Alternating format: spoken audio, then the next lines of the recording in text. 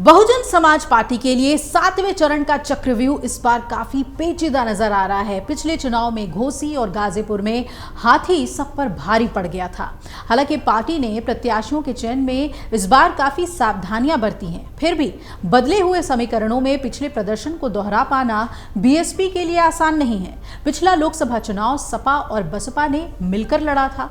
बसपा ने 5 सीटों पर जबकि सपा ने 8 पर अपने प्रत्याशी उतारे थे। गाजीपुर में 51.2% और घोसी में 50.3% वोट शेयर के साथ बसपा को जीत मिली थी, जबकि देवरिया में 32.57%, बांसगांव में 40.57% और सलेमपुर में 38.52% वोट शेयर के साथ हाथी दूसरे स्थान पर रहा। ये आंकड़े बताते हैं कि गठबंधन का बसपा को फायदा मिला था। अब गाजीपुर सांसद अफजाल अंसारी इस बार सपा से चुनाव मैदान में हैं, जबकि घोसी के सांसद अतुल कुमार सिंह को बसपा सुप्रीमो पार्टी से बाहर कर चुकी हैं। पार्टी ने इस बार सभी 13 सीटों पर अपने प्रत्याशी उतार दिए हैं। गाजीपुर से डॉक्टर उमेश कुमार सिंह और घोसी से पूर्व सांसद बालकृष्ण चौहान पर बसपा सुप्रीमो मायावती ने अपना भरोसा जताया है। बसपा ने प्रत्याशियों के चयन में सोशल इंजीनियरिंग का इस बार बखूबी इस्तेमाल किया है। हाथी भले ही कमाल न दिखा पाए, लेकिन सोशल इंजीनियरिंग के बूते प्रतिद्वंदियों को मुश्किल में जरूर डाल सकती है।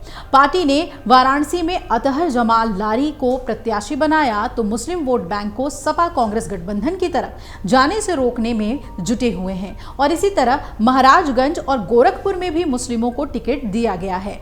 यही नहीं, देवरिया और बलिया सीट की बात करें तो यहां पर यादव प्रत्याशी उतारे हैं।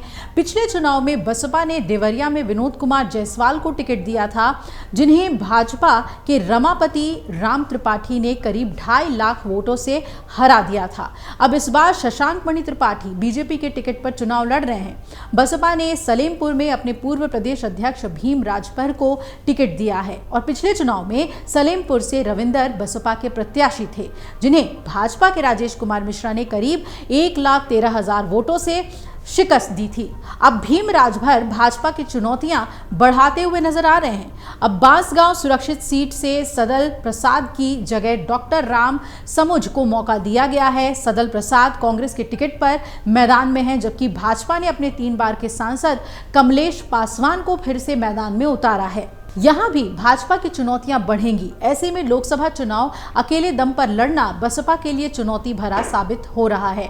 देश भर में 6 चरण का लोकसभा चुनाव तो खत्म हो चुका है और अब 7वें और आखिरी चरण के लिए 1 जून को वोट डाले जाने हैं। 2019 के लोकसभा चुनाव में 7वें चरण की उत्तर प्रदेश की 13 लोकसभा सीटों की बात करें तो बहुजन समाज पार्टी इनमें से 2 सीटें जीतने में कामयाब हुई थी और बहुजन समाज पार्टी ने 2019 में घोसी लोकसभा सीट जीत कर भारतीय जनता पार्टी के अरमानों पर पानी फेर दिया था। अतुल राय बहुजन समाज पार्टी के प्रत्याशी थे और उन्होंने इस सीट पर 5,73,829 वोट हासिल किए और 50.540% मत उनके हिस्से में पड़ा।